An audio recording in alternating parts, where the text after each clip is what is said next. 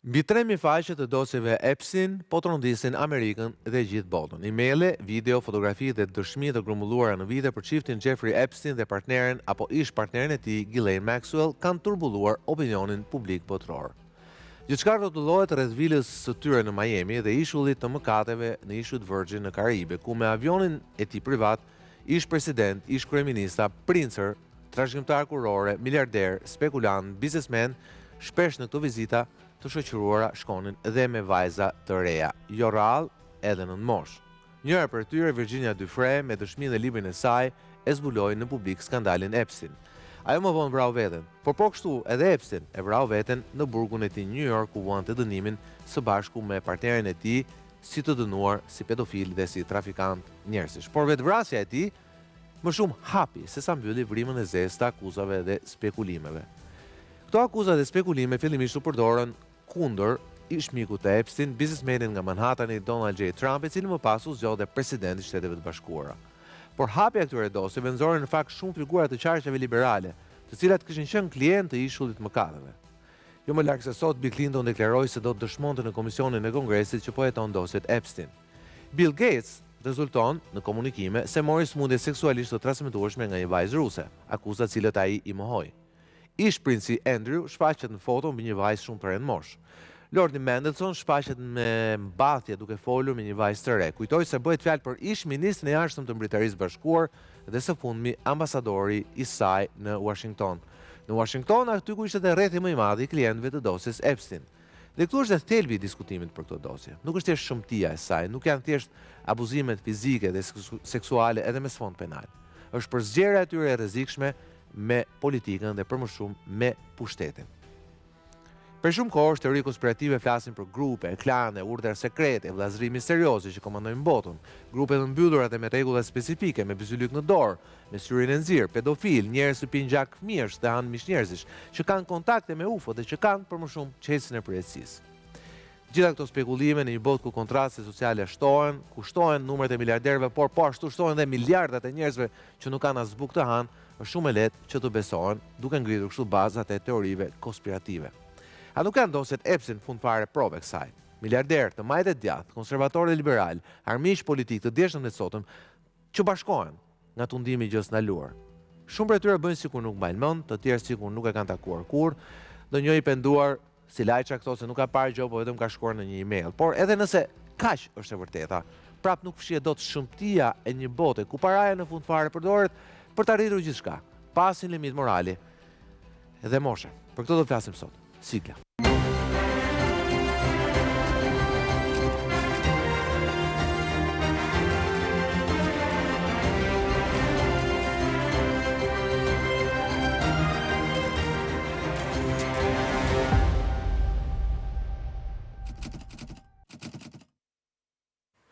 Pimbroma dhe mirë se vini në Real Story për të folur për këtë temë, për këtë dosje, të cilat sapo kanë filluar të hapen dhe sapo kanë sjell temi tërmetet e fortunat e parë. Ju kujtoj vetëm dorëshën e Lajçak pak ditë dy ditë më herët, të shtunë, më 2-3 ditë më herët.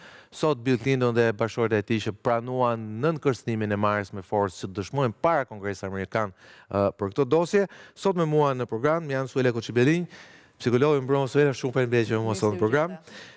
Marcela Lekli dhe gjithashtu psikologe dhe eksperte e sjelljeve sociale. Faleminderit që je Marcela me mua sot. Artur Nura, Mbroma Nura, autori i programit Gjitha rrugët çojnë në Rom dhe eksperti i marrëdhënieve ndërkombëtare, dhe kolega i Marcela. Mirë Marcela, faleminderit që je me mua sot. Faleminderit. Po e nis me dy të ftuarat e reja. Marcela domethënë kur kjo dosje doli, u bën dokumentar etj. Prap kishte një dozë temi pa siguria, janë këto gjëra të vërteta apo jo? Besoj që këto gjëra do ishin të vërteta, siç po dalin. Realisht mendoj dhe këto gjëra kanë ekzistuar, edhe mund të jenë të vërteta, edhe ekzistojnë dhe do ekzistojnë. Se po flasim për një botë që është për njerëz intelektual, po flasim për botën e një biznesmeni apo njëri të pushtetshëm, sepse kemi vënë re dhe së fundmi, për shkak edhe të punës apo dhe tematikave të ndryshme që ne trajtojmë, që bota më e madhe e krimit është mbuluar nga njerëz të pushtetshëm. Dhe kjo lidhet edhe me problematikën që ne trajtojmë sot. Se një njeri, për shembull, ose një individ që mund të ketë një jetë të thjeshtë, normale, pse nuk ka arritur deri në këtë pikë. Ne kemi shumë raste që nuk ka arritur, nuk është trajtuar deri më sot.